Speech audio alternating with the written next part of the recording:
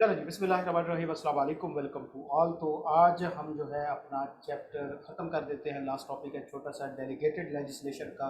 ये भी एक इम्पॉर्टेंट टॉपिक है। तो अगर मैं बात करूँ तो इसके सेकंड हाफ के दो पोर्शन बनते हैं। एक हमारा लेजिस्लेशन का प्रोसेस है और दूसरा डेलीगेटेड लेजिस्लेशन है। तो लिहाजा ज़्यादातर क्वेश्चन जो है वो प्रोसेस में से आता है, लेकिन कभी कभार वो डेलीगेटेड में से भी पूछ लेता है। अच्छा, अब डेलीगेटेड लेजिस्लेशन है क्या, थोड़ा सा इसका हम कंसेप्ट डिस्कस करते हैं। पहले हमने बेसिकली अब तक क्या पढ़ लिया, हमने लॉ की डेफिनेशन, लॉ को अंडरस्टैंड किया है, कॉन्स्टिट्यूशन को देखा, इसी तरह हमने मुख्तलिफ सोर्सेज ऑफ लॉज देखे, फिर हमने इस तरह हमारा गवर्नमेंट स्ट्रक्चर देखा कि हमारा गवर्नमेंट स्ट्रक्चर क्या है, इसके अंदर कौन कौन से पिलर मौजूद हैं। फिर हमने उनकी मुख्तलिफ किस्म की कंपोजिशन देखी, किस तरह पार्लियामेंट की कंपोजिशन में जो हमने सेनेट को देखा, हमने नेशनल असम्बली को देखा, इसी तरह हमने प्रेसिडेंट और प्राइम मिनिस्टर की अपॉइंटमेंट वगैरह, उनका रोल, रिस्पॉन्सिबिलिटीज़, ऑब्जेक्टिव वगैरह, ये चीज़ें हमने देखी। अच्छा, आज जो बेसिकली हम शुरू करने जा रहे हैं ये है फिर हमने उसके बाद जो तरीकाकार है लेजिस्लेशन का, हमने उसके मुख्तलिफ सिनेरियोज देखे कि किस तरह कानून बनाया जाता है या नॉर्मली एक लॉ जो है वो बनता है। अच्छा, आज का जो हमारा टॉपिक है इसके अंदर हमने डेलीगेटेड लेजिस्लेशन को देखना है। अब डेलीगेटेड लेजिस्लेशन क्या है? देखो बेटा, डेलीगेट का मतलब होता है दे देना। Delegation of task, delegation of work, delegation of responsibility, delegation of कुछ भी आप जो है वो डेलीगेट करने से मुराद किसी को दे देना, किसी को किसी काम की रिस्पॉन्सिबिलिटी दे देना कि ये चीज़ आपने करनी है, ट्रांसफ़र कर देना। लेजिस्लेशन से क्या मुराद है? Law making process. तो लिहाजा डेलीगेटेड लेजिस्लेशन से मुराद ऐसे लॉ मेकिंग प्रोसेस जो किसी और को डेलीगेट कर दिया गया हो। अब जरा मुझे बताएं सजाल बेटा, लॉ बनाना किसकी जिम्मेदारी है? मेन जो है लॉ मेकिंग बॉडी कौन सी होती है? पार्लियामेंट वगैरह में से पार्लियामेंट जो लोग। है ये हमारी लॉ मेकिंग बॉडी है, लेजिस्लेशन बनाती है। अब डेलीगेट्स के मतलब जो पार्लियामेंट है वो अपनी लॉ बनाने की जो पावर है वो आगे डेलीगेट कर रही है। मतलब किसी और अथॉरिटी को जो है वो डेलीगेट कर रही है कि भाई तुम भी कवानीन बना सकते हो। तो डेलीगेटेड लेजिस्लेशन क्या? एक ऐसा प्रोसेस जिसमें कानून बनाने की जो अथॉरिटी है वो पार्लियामेंट जो है किसी को आगे डेलीगेट कर देती है। वो किसी सब गवर्नमेंट को कर सकती है, किसी ब्यूरोक्रेट को कर सकती है, एग्जेक्टिव ऑफिसर को कर सकती है, किसी मिनिस्टर को कर सकती है। तो किसी को भी ये राइट जो है वो अपना दे सकती है। अब बेटा देखो, एक मुल्क जो होता है ना वो बहुत बड़ा है। मतलब हम देखें कि एक घर हमसे मैनेज नहीं हो पाता, हम हॉस्टल में रहते हो, चार बंदे हमसे वो नहीं मैनेज होते। हर दूसरे दिन कोई ना कोई नवा कटा खुला होता है, कभी खाने के ऊपर मसला होता है, कभी पीने के ऊपर, कभी सोने के ऊपर। तो ये एक किस्म का नॉर्मल मसला चलता रहता है। घर में भी इसी तरह पांच बंदे चार बंदे होते हैं, लेकिन हर रोज एक कोई ना कोई नवा कटा होता है, किसी ना किसी का नया पंगा होता है, रोज कोई ना कोई नई टेंशन होती है। भाई पांच बंदे हो यार, तुम स्कूल से नहीं रह सकते, अब्बू आपको मैनेज नहीं कर पा रहे, तो एक पूरा मुल्क है, उसको एक इदारा नहीं मैनेज कर सकता, सारा उसके हर एस्पेक्ट को नहीं देखा जा सकता। अगर पार्लियामेंट के वजीर जो हैं, नेशनल असम्बली के हमारे जितने लोग हैं, अगर अपने इलाके के शहरों को, इलाकों को, सूबों को और जो कस्बे वगैरह उनको विजिट करना शुरू कर दें तो 5 सालों में वो विजिट ही कंप्लीट नहीं होगा। इनका मसले आइडेंटिफाई करना दूर की बात है, उसको ऊपर लॉ बनाना तो फिर और दूर की बात है ना। लिहाजा जो जस्ट विजिट इनके कंप्लीट नहीं होने, इतना बड़ा मुल्क होता है। फिर उसके बाद बच्चे देखो कि हर बंदे को हर चीज़ का नहीं पता होता। अब जो फेडरल गवर्नमेंट है उसको इस चीज़ का अंदाज़ा नहीं होगा कि एक सूबा सिंध उसके बिल्कुल कच्ची बस्ती में जाके वहाँ के इलाके के लोगों के क्या मसाइल चल रहे हैं। फेडरल गवर्नमेंट को इस चीज़ का अंदाज़ा नहीं हो सकता, तो लिहाजा उसके ऊपर वो लॉ भी नहीं बना सकते। फिर ऐसा क्या होता है कि भाई देखो, अच्छा जी, फिर चलें जी, MNAs MPs तो भाई उस इलाके से होंगे ना। मैंने बताया कि MNAs आपको पता ही है कहाँ पे रहते हैं, ज़्यादातर इस्लामाबाद में पड़े रहते हैं, एक चीज़। दूसरे नंबर पे भाई वो अपनी जो उनकी कॉन्स्टिट्यूशन होती है, जो उनकी टेरिटरी होती है, उसी का विजिट करना शुरू करें ना तो भी पूरा नहीं होना इनसे। तो लिहाजा फिर क्या है कि हमारे जो गवर्नमेंट का स्ट्रक्चर है ये यूं है, मतलब एक पैरामिड की शेप में। ऊपर जस्ट प्राइम मिनिस्टर, प्रेसिडेंट, उसके नीचे पूरा एक सिस्टम जो है वो मौजूद है जिसको हम गवर्नमेंट कहते हैं। तो लिहाजा ये एक पैरामिड की शेप में चीज़ें मौजूद है, जिससे क्या है कि भाई जैसे जैसे नीचे आते जाते हैं स्ट्रक्चर एक्सपैंड हो जाता है और इसी तरह अथॉरिटी जो है वो डिल्यूट हो जाती है नीचे से नीचे से नीचे से नीचे एंड तक, फिर मिनिमम से अथॉरिटी चपरासी के पास बैठती है। हालांकि कलर के पास सबसे ज़्यादा अथॉरिटी होती है। आई थिंक हमारे यहाँ तो भाई क्लैरिकल निज़ाम है। मैं एक जगह पे काम कर रहा, असाइनमेंट थी हमारी, तो जो हमने रिपोर्ट करना था वो कमिश्नर को करना था, गवर्नमेंट की असाइनमेंट थी। तो हमें कमिश्नर को रिपोर्ट करना था। अब उस असाइनमेंट पे मैं इंचार्ज था, हेड था, मतलब बेसिकली सारे असाइनमेंट ही मैंने परफॉर्म करनी थी, उसको कंप्लीट करना, उसकी फिर आगे प्रेजेंटेशन देना। यही पंजाब की असाइनमेंट थी। अब उसके ऊपर मैं काम कर रहा, फोरेंसिक ऑडिट था, इन्वेस्टिगेटिंग ऑडिट, तो काम कर रहा था। तो एक दो जगह पे जाके ना मेरे पूरे पंजाब को विजिट कर रहा था। बेसिकली हमने मुख्तलिफ किस्म के हर जगह पे वो थे, आउटलेट्स वगैरह थे, आप कह सकते हैं। तो लिहाजा हर जगह पे विजिट करना था। अब कुछ जगह पे जाके ना हो जाता है बंदा औखा सौखा। अब पूरा पंजाब विजिट करना था और वो भी विद इन लिमिटेड टाइम, और हमें चीज़ें भी लेनी थी। और आपको पता है कि जो सरकारी लोग होते हैं उनके साथ निपटना आसान नहीं होता, हड्डा राम होते हैं एक नंबर के, कोई काम नहीं करते, ना डाटा देते हैं ना कुछ, और समझते हैं कि शायद पैसे दे दिला के काम हो जाएगा। तो खैर हम गए, हमारे साथ भी शुरू में तो यही सलूक हुआ कि भाई दे दिला के ये करके वो करके, जब उन्होंने देखा कि ये नहीं हटने वाले, तो लिहाजा फिर वो थोड़े से इस पे आए, जिद पे आए, तो हम भी थोड़े से जिद पे आ गए। फिर जनाब बात ऊपर तक पहुंच गई, कमिश्नर की मुझे कॉल आई, कहता है कि आप साहब हाथ तो खोला रखो। मैंने कहा, सर क्या हो गया? तुझे क्यों कह रहे हो? आप तो सुप्रीम अथॉरिटी हो, आपको ही हमने रिपोर्ट करना है बेसिकली, और आप ही कह रहे हो कि हाथ धोला रखो, तो फिर कैसे होगा काम? कहता है हाफिज बेटा बात सुनो, आप जो काम कर रहे हो ना, आप बड़े आज़ाद हो, आपकी प्राइवेट लाइफ है, आपकी अपनी स्कूल की ज़िंदगी है, आप बड़े आज़ाद हो, आप यहाँ पे काम करोगे, 2 दिन बाद यहाँ से चले जाना है, आपका पता ही होना किधर है। हम जो ना कांटों पे बैठे हैं, ये सारे सरकारी बंदे हैं, और फिर ये सारे सियासी बंदे भी हैं। इन्होंने हमारे साथ क्या पता क्या से क्या कर दें, ये पता नहीं क्या हमारे साथ वो करें, और इनकी हड़तालें हो जाती हैं, इनके गुंडे आ जाते हैं, और ये 10-15 लोग मिल के आ जाते हैं। भाई यार कमाल है, एक कमिश्नर लेवल का बंदा इस तरह की बात कर रहा है। तो तब हमें जाके थोड़ी सी असलियत नजर आई सीएसएस की। और मुझे बड़ा शौक था सीएसएस का, मैंने सीएसएस करना है, मैंने ऑफिसर बनना है। इसी तरह मेरे एक दो दोस्त ने अटेम्प्ट भी किया है, लेकिन जब हमें थोड़ी सी उसकी रियलिटी नजर आई ना कि बेसिकली इसके अंदर गेम क्या है, हमें पता है क्या, जिस तरह हमारे सीए के बारे में अन्य एक्सपेक्टेशन होती है, क्रिएट कर दी जाती है कि भाई बस सीए होया नहीं तो पहिए नौकरी, तो पहिए गड्डी, तो पहिए कोठी।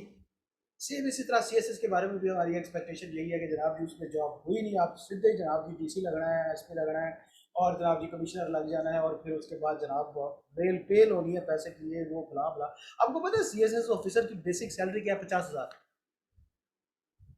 बेसिक सैलरी 50,000 है। अच्छा, उसके बाद अगर हम बात करें कि पावर या सुकून या वो जो लेविश लाइफ है ना, वो हर किसी के नसीब में नहीं है। ऐसा नहीं होता कि आप सीएसएस करें, जॉब लगी, आपको गाड़ी मिल जाएगी, गाड़ी नहीं मिलेगी, घर नहीं मिलेगा, जब तक कि आपका सीनियर छोड़ के नहीं जाता आपको कुछ नहीं मिलेगा। एक चीज। दूसरे नंबर पे भाई, ये ऐसी फील्ड है इसके अंदर आप सीधे तरीके से काम ही नहीं कर सकते। मतलब हमने सीएसएस बंदे से एक बात की, और वो हमारा सीए का था, और उसके बाद उसने सीएसएस किया, सीएसएस करने के बाद उसकी जॉब हुई, और उसके साथ हमने ये डिस्कशन की, तो कहता कि भाई देखो सीधी सी बात सुनो, सीएसएस जो पोस्ट है ना बेसिकली मालशिया पोस्ट है। अब आप जितने मालशे पालशे बन के रहोगे ना, उतना आपको मिलेगा, इसके अलावा नहीं तो आपकी ज़िंदगी जो है ना वो लाइफ जो है जंड करके रखेगा। अब आपकी अपॉइंटमेंट वहाँ कर देंगे जहाँ पे आपने रिलीव ही होना होता है। तो लिहाजा तकरीबन 90% आपको हराम खाना पड़ेगा, नहीं खाओगे तो भाई आप तो कुछ नहीं हो सकता। आप 40-50 हज़ार तनख्वाह उसमें क्या करोगे? ठीक है, कोई गाड़ी नहीं मिलेगी, कोई घर नहीं मिलेगा। तो ये जब हमने सिचुएशन देखी तो हम उससे बदिल हो गए थे, भाग गए थे। अच्छा, मैं आपको बता रहा था कि हमारे यहाँ जो निज़ाम बेसिकली क्लeriकल क्यों है। अच्छा, अब मसला ये होता है कि आपको पता है सरकारी जो खास तौर पे ये जो ऑडिट होते हैं इदारे, इनके साथ मीडिया वाले बड़े लगे रहते हैं। क्यों? जो वो हॉस्पिटल वाले ये जो सारे अमला वगैरह होता है, ये भी सारा मीडिया के साथ मिला होता है ब्लैकमेलिंग के लिए, जाहिर सी बात है, और मीडिया इनको ब्लैकमेल करता है। तो लिहाजा क्या हुआ जनाब कि हमने रिपोर्ट बनाई, रिपोर्ट में हमने ड्राफ्ट तैयार किया। अब ड्राफ्ट तैयार किया तो ड्राफ्ट के अंदर चंगे भले घपले थे, मतलब 4-5 जगहों पे बड़े टिका के घपले थे, बड़ी बड़ी जो उनकी वो कह सकते हैं आप ऑफिस वगैरह थे उनके। अब मैंने वो एक ड्राफ्ट रिपोर्ट तैयार की, ड्राफ्ट रिपोर्ट तैयार करके इन्वेलप में पैक की, इन्वेलप में पैक करके मैं कमिश्नर ऑफिस गया, और वहाँ पे मैंने कमिश्नर साहब से मिलना था, लेकिन वो वहाँ नहीं थे। मैंने फ़ोन किया, मैंने कहा सर कहाँ पे हो? कहते क्या मसला? मैंने सर ड्राफ्ट आपको जो है वो डिलीवर करना है। कहते हैं मेरा वहाँ पे पीए बैठा, आप उसे तुरंत। तो मैंने उसे दे दिया। अब मैंने उसे दिया, बात आई गई होगी मुझे नहीं पता, फिर उसके बाद हमारी डिस्कशंस होती रही, मीटिंग्स होती रही, 1 महीना हम मजीद खपते रहे चीज़ों को सेट करने में, ये वो। चंगा मतलब प्रेशर बर्डन सिफारिशें चंगे मतलब एक तगड़ी किस्म की जो है ना वो एक बर्डन क्रिएट हुआ हमारे ऊपर। खैर, तो उसके बाद हमने जनाब जी रिपोर्ट फाइनल प्रेजेंट हो गई, प्रेजेंटेशन हुई, प्रेजेंटेशन में जनाब जी मैंने प्रेजेंटेशन थी, तकरीबन घंटे पौने घंटे की प्रेजेंटेशन थी, वो हो गई, सारा कुछ हो गया। तकरीबन 3 महीने बाद पता चला कमिश्नर रिमूव हो गया वहाँ से। कमिश्नर रिमूव हो गया यार, अभी 6 महीने 5 महीने पहले सारा आया था, 1 साल भी नहीं टिका, उसको वहाँ से क्यों हटा दिया गया। अब ये हमारे लिए थोड़ी सी टेंशन। मैंने फ़ोन किया अक्षत की, तो कहता यार जो आपने रिपोर्ट दी थी ना, बेसिकली जो ड्राफ्ट था वो पब्लिक हो गया था, वो मीडिया में चला गया था। बस अब चीफ किसी बंदे के पास गया ही नहीं आपके अलावा, तो मीडिया में कैसे गया। कहता है यार आप साहब आपको नहीं पता। अगर फिर कहता कि वो उसमें जो चीज़ें थी वो और थी, मैं एक्शन ले नहीं सकता था इनके ऊपर इस तरह खुल खुला के। जाहिर बात है, आप सिफारशी हैं भाई, किस ग्रेड के ऑफिसर के खिलाफ कैसे कमिश्नर 20वें ग्रेड 19वें ग्रेड के ऑफिसर के खिलाफ कमिश्नर कैसे इस तरह ओपनली जो है वो एक्शन ले सकता है। उसकी उससे भी ऊपर सिफारिशें होती है, वैसे थोड़ी बैठा होता है। तो लिहाजा वो जनाब जी मैंने एक्शन नहीं लिया, रिपोर्ट पब्लिक हो गई, मुझे उन्होंने रिमूव कर दिया कि भाई आपने काम ठीक नहीं किया। तो तब मुझे समझ आई, मैंने कहा सर ये हुआ क्या। कहता पुत्र ये क्लैरिकल निज़ाम है, यहाँ पे ये जो हमारे क्लर्क चपरासी की है ना, ये हमसे ज़्यादा स्ट्रांग है। हम एक ऑफिस में साल 1.5 साल 2 साल मैक्सिमम लगाते हैं, हमें रोटेट कर दिया था, वो वहाँ पे 20-20 साल से बैठा है। मैं 4 कमिश्नर को जानता हूँ, वो 50 को जानता है जितने आए हैं पिछले सालों में। तो लिहाजा हमारे यहाँ जो बेसिकली निज़ाम है ना, वो क्लरिकल निज़ाम चल रहा है। हमारे यहाँ चपरासी जो है वो ज़्यादा स्ट्रांग है। अच्छा, तो बात चल रही थी डेलीगेट करने की। तो ऐसा होता है कि फिर क्या करती है जो पार्लियामेंट है, उसको सारे लॉज नहीं बना सकती, हर इदारे को हर चीज़ को निकी निकी चीज़ को रेगुलेट नहीं कर सकती।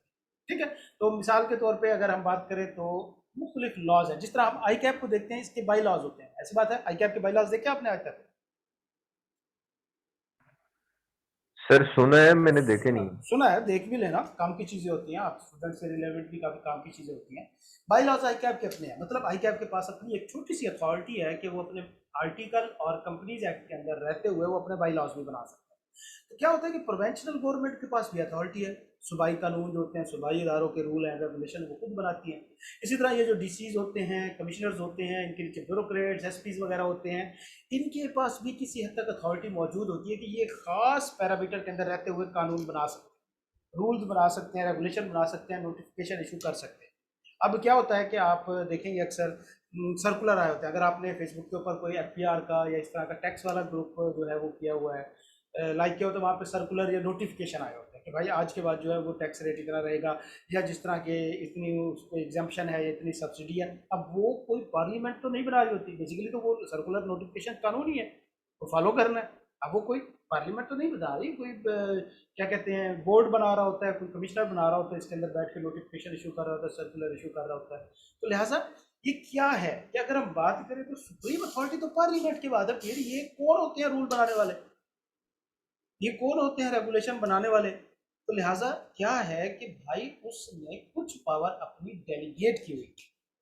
अब ऐसा नहीं होता कि पार्लियामेंट किसी को कह के जा भाई आज के बाद तू कानून बना सकता है, और वो कानून पे कानून दे कानून जनाब जी वो अन्नी भाई अन्नी मचा के रख दे हर एस्पेक्ट पे लगा दे। नहीं, पार्लियामेंट क्या करती है कि जिसको भी पावर डेलीगेट करती है कानून बनाने की, फिर कुछ रूल्स एंड रेगुलेशन बनाती है, मतलब पैरामीटर डिफाइन कर देती है कि पुत्र आप कानून बना सकते हो। हाँ, आपकी ये एक बाउंड्री डिफाइंड है, मतलब आप इस एरिया के इस अंडर रहते हुए इस तरह के कानून बना सकते हो, इस एस्पेक्ट के कानून बना सकते हो। इसी तरह कोई ऐसा कानून नहीं बना सकते जो डिसएडवांटेज पे जाए, किसी की एक्सप्लॉइटेशन पे हो, या एज ए होल कम्युनिटी को इफेक्ट कर रहा हो। अगर इस तरह का कोई कानून होगा तो आप पार्लियामेंट को रेफर करें। तो लिहाजा क्या होता है कि क्या करती है पार्लियामेंट, एक रूल बना के, एक पैरामीटर बना के अपने सबऑर्डिनेट इदारों को, झेली इदारों को, पार्लियामेंट गवर्नमेंट ही है ना बेसिकली, तो अपने झेली इदारों को किसी हद तक पावर जो है वो डेलीगेट कर देती है कि आप लोग ही कानून बना सकते हो। तो लिहाजा इसको डेलीगेटेड लेजिस्लेशन कहा जाता है। समझ आ गई? जी सर। ये तीनों लाइनें पढ़ेगा।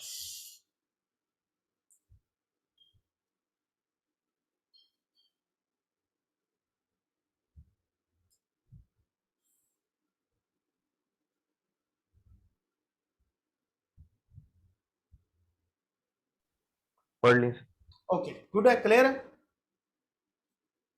जी सर। ओके, अगला पॉइंट भी पढ़ें, ये कंट्रोल जो मैंने अभी बताया इसका बाउंड्रीज वाला, उसके रेलेवेंट है। आप अपनी स्क्रीन को खुद जूम इन जूम आउट कर सकते होते हैं, जूम पे।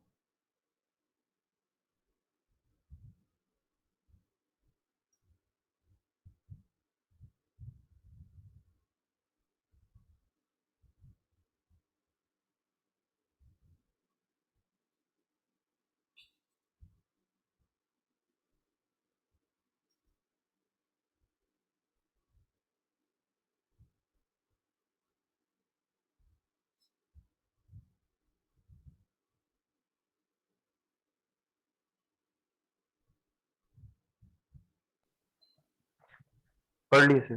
क्लियर है? ओके जी, आगे चलते हैं। जी सर। अब देखते हैं अगला छोटे से दो टॉपिक हैं। ये क्वेश्चन कभी अकेला नहीं आता, वो आपसे ये पूछेगा डेलीगेटेड लेजिस्लेशन बता दो। वो थोड़ा सा एडवांटेज और डिसएडवांटेज को मिला के हमेशा क्वेश्चन करता है, जिसके थोड़े से एडवांटेज बता दो या थोड़े से डिसएडवांटेज बता दो।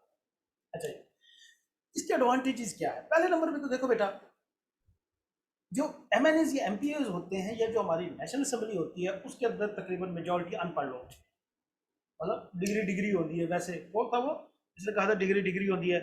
वो एक हवास बाख्ता सा है पॉलिटिशियन, मेरे ख्याल बलूचिस्तान का ये सीन है, नवाब बुकटी असलम। थे सर कोई।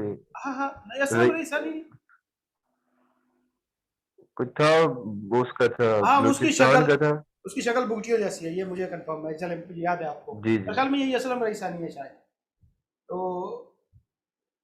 आई थिंक वो हवास बाख्ता सा बंदा है और ज़्यादातर आलम बाला में रहता है, कहीं उसका इंटरव्यू सुना नहीं है। अच्छा, तो वो कहता है कि डिग्री डिग्री होती है। तो इस तरह के लोग हैं सारे नेशनल असेंबली और पार्लियामेंट। लिहाजा इन लोगों को नहीं, ये पढ़े लिखे लोग नहीं है, एक्सपर्ट नहीं है किसी फील्ड के, सिवाय झूठ बोलने के, सिवाय डंडोरा करने के, गंदी सियासत करने के, इसके अलावा ये किसी चीज़ में एक्सपर्ट नहीं होते ये लोग। तो अनपढ़ बंदा है ना।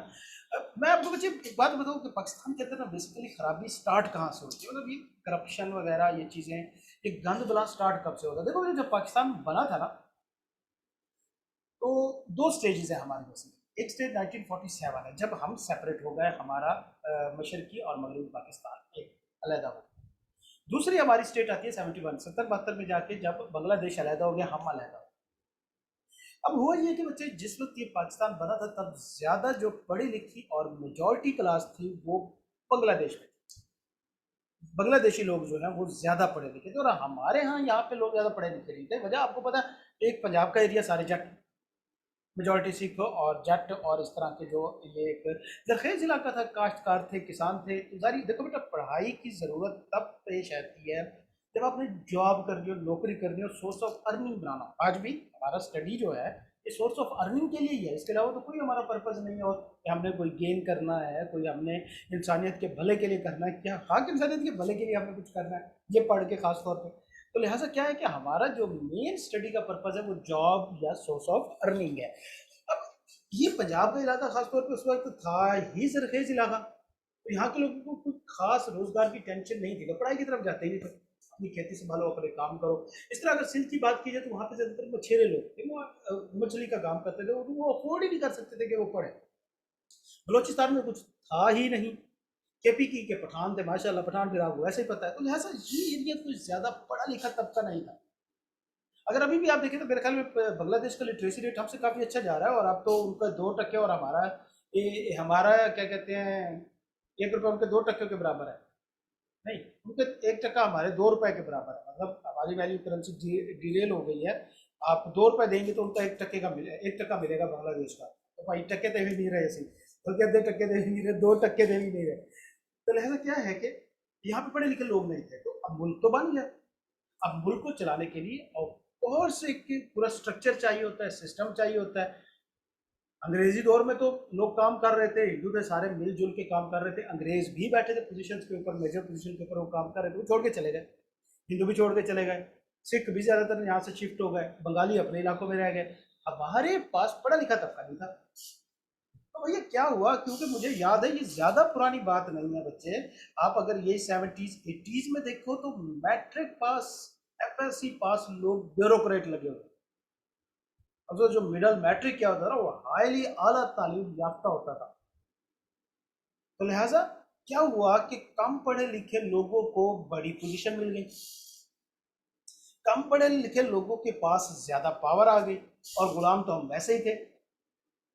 आपको पता था कि जब कोई ब्रिटिश जो है वो इंडिया में एज अ रूलर आता था या एज अ ब्यूरोक्रेट आता था, तो जब वो वापस बरतानिया जाता होता था, उसको वहाँ पे कोई पोजीशन नहीं दी जाती थी, कोई पोस्ट नहीं दी जाती थी। क्यों? वो कहते थे कि आप गुलामों के ऊपर हुकूमत करके आए, तो लिहाजा आपकी साइकी वैसे डेवलप हो चुकी है और आप यहाँ के लोगों को भी गुलाम समझोगे, तो लिहाजा उनको कोई पोजीशन नहीं दी जाती। यहाँ पे क्योंकि हम एक तो ज़हनी तौर पे गुलाम थे और हमारे सामने वो बड़ी एक लेविश लाइफ तो हमारी हमेशा से उपाई थी, ऊपर से हम कम पढ़े लिखे भी थे। जब कम पढ़े लिखे लोगों को बड़ी पोजीशन और ताकत मिल गई तो भाई फिर यही होना है, बेवकाते हो गए। और फिर वहां से ये मसला खराब होना शुरू हुआ जो आज तक सीधा नहीं होता। तो बेसिकली ये खराबी की जड़ जो है वो वहां से शुरू है और ये हमारे साथ शुरू से लगी हुई। अब जाहिर सी बात है इंशाल्लाह कोई इनकलाब आएगा, तो लिहाजा क्या होता है बच्चे के जो पार्लियामेंट या नेशनल असेंबली के अंदर लोग बैठे होते हैं, उनकी कानून साज कमेटी भी होती है, तो वो तमाम एरियाज के एक्सपर्ट नहीं हो सकते ना। वो पुलिस के एक्सपर्ट एक ही टाइम कोई ऐसा बंदा नहीं हो सकता जो एट अ टाइम पुलिस का भी एक्सपर्ट हो, at a time foreign affair का भी एक्सपर्ट हो, एट अ टाइम जनाब जी लोकल अफेयर का भी एक्सपर्ट हो, एट अ टाइम जनाब वो एग्रीकल्चर का भी एक्सपर्ट हो। तो फिर क्या होता है कि भाई जब पावर डेलीगेट की जाती है तो फिर एक्सपर्ट लोगों के पास पावर होती है कानून बनाने। तो लिहाजा क्या होता है कि एक्सपर्ट ओपिनियन मिलती है, एक एक्सपर्ट जो है वो रूल बनता है, प्रोसीजर बनता है, एक कोई कानून बनता है। तो पहला तो एडवांटेज है। दूसरे नंबर पे बेटा पार्लियामेंट के पास टाइम ही नहीं होता इतना कि वो हर एस्पेक्ट के ऊपर बैठ के कानून बनाए। आपको पता है कि भाई ड्राफ्ट बनता है, प्रेजेंट होता है, उसके ऊपर डिस्कशन होती है, फिर उसके लिए मीटिंग कॉल की जाती है, इजलास बुलाया जाता है, उसमें वोटिंग होती है, फिर वो जाके पास होता है। तो भाई एक छोटे कानून को पास करने में महीनों लग जाते हैं, तो भाई सारे एस्पेक्ट के कानून कैसे बना सकते हैं? तो लिहाजा टाइम सेविंग होता है। उसके बाद ये फ्लेक्सिबल होता है, मतलब किसी भी वक्त अमेंड भी किया जा सकता है। ये जो डेलीगेटेड वाला होता है, मिसाल के तौर पे एक कमिश्नर ने कोई रूल बनाया तो पार्लियामेंट को उसको अमेंड करने के लिए कोई लंबे चौड़े इजलास की जरूरत नहीं, उसका सीनियर ऑफिसर जो उसे चेंज कर सकता है। लेकिन पार्लियामेंट का जो एक्ट है उसे चेंज नहीं किया जा सकता आसानी से, उसके लिए बाकायदा एक लंबी चौड़ी इजलास और मेजोरिटी चाहिए होती है 75% की, 3/4 मेजोरिटी चाहिए होती है। तो लिहाजा ये जो कानून होते हैं डेलीगेटेड वाले बने हुए, ये फ्लेक्सिबल होते हैं, तो उसकी सीनियर अथॉरिटी खुद इसे कैंसिल कर सकती है। तो लिहाजा ये तीन मेजर फायदे हैं कहीं पे भी डेलीगेटेड लेजिस्लेशन के। नुकसान क्या है बेटा? देखो सबसे पहला नुकसान तो ये है कि पार्लियामेंट के हाथ से पावर चले, मतलब आखिर ऑफ कोर्स जो मर्जी कर ले, डिफाइन कर ले बाउंड्रीज वगैरह ये वो सारा कुछ। अगर कोई कमिश्नर उससे बढ़ के कोई काम कर भी लेता है, बाउंड्री या लिमिट से निकल के कोई काम कर भी लेता है, तो भैया उसको रिवर्स करने में भी महीना लग जाएगा, तब तक हो सकता है वो अपना फायदा निकाल ले उसमें से। तो लिहाजा क्या हुआ कि सबसे पहला नुकसान तो ये है कि भैया जी जो उसकी पावर है लॉ मेकिंग बॉडी की वो उसके हाथ से निकल जाती है, वो किसी और के हाथ में चली जाती है। और दूसरे नंबर पे एक और मसला आता है, वो क्या है कि देखो जब पार्लियामेंट कानून बनाती है तो वो एक कंसाइज फॉर्म है, एस्पेक्ट और बड़ा डिटेल होता है। लेकिन जब ये डेलीगेट कर दी जाती है पावर, तो हर बंदा अपना कानून बना रहा है। इससे ये होता है कि ये बहुत ज़्यादा वॉल्यूम बन जाता है कवानी, तो उनको मैनेज करना मुश्किल होता है, इनको कंट्रोल करना मुश्किल होता है। तो लिहाजा दो नुकसान है। पहला नुकसान क्या है कि भैया एक तो लॉ मेकिंग पावर उसके हाथ से चली गई, कंट्रोल मेजर चला जाता है। दूसरे नंबर पे इसमें बहुत ज़्यादा वॉल्यूम में हो जाते हैं और ये मैनेजेबल नहीं रहते। क्लियर है बच्चे? जी सर। चले पढ़े जरा ये एडवांटेज डिसएडवांटेज दोनों पढ़े।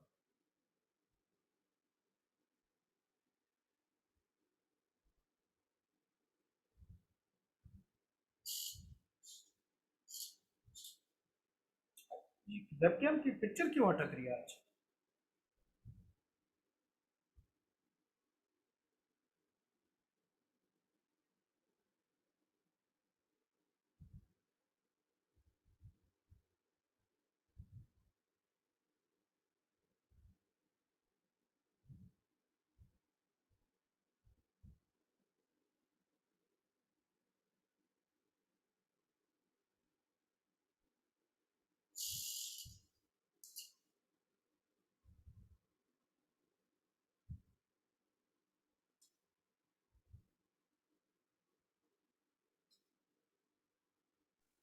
पढ़ लिए सर।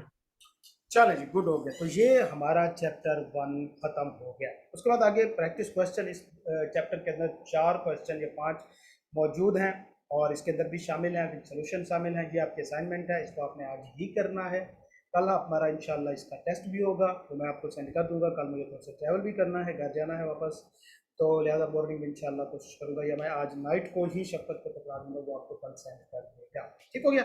इसके बाद हम कल से इंशाल्लाह मंडे से जो है वो पार्टनरशिप स्टार्ट करेंगे। पार्टनरशिप स्टार्ट इसलिए करेंगे, पहले नंबर पे तो बच्चे वो एक मेजर पोर्शन है, ठीक है, 50 मार्क्स का पोर्शन है और वो छोटा है। अगर देखा जाए कंपैरेटिव टू कॉन्ट्रैक्ट एक्ट, वो छोटा पोर्शन बनता है, एक चीज़। और दूसरे नंबर पे अगर हम पार्टनरशिप पहले करते हैं तो हमारा एजेंसी वाला टॉपिक तकरीबन 70% कुल कवर हो जाएगा। थोड़ा सा रह जाएगा, वो हम एक्स्ट्रा पढ़ लेंगे, तो उससे हमारे 2 चैप्टर जो है वो काफ़ी हद तक कवर हो जाएंगे। तो लिहाजा हम पार्टनरशिप स्टार्ट करेंगे, उसके बाद निगोशिएबल इंस्ट्रूमेंट करेंगे, उसके बाद हम अदर लॉज करेंगे और फिर कॉन्ट्रैक्ट एक्ट के ऊपर आएंगे। क्लियर है बच्चे?